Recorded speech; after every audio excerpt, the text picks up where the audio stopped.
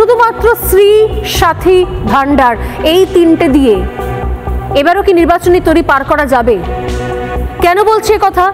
কারণ এবারে রামনবমী, কয়েকদিন আগে যে রামনবমী হয়েছে সে রামনবমী দেখিয়ে দিয়েছে যে পশ্চিমবঙ্গের বাঙালি হিন্দু কিন্তু আর আগের মতো নেই। কোনটা ভণ্ডামো আর কোনটা ডেভেলপমেন্ট মানুষ বুঝতে শুরু করেছে।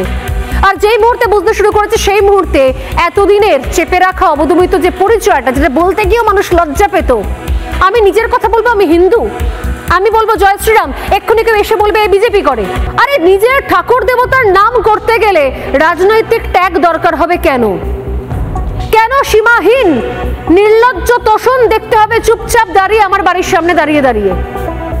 মানুষ সত্যি সত্যি বোধহয় পিছতে পিছতে দেওয়ালে পিঠ থেকে গেছে। আর তাই পশ্চিমবঙ্গের হিন্দুরা সত্যি সত্যি জাগতে শুরু করে দিয়েছে।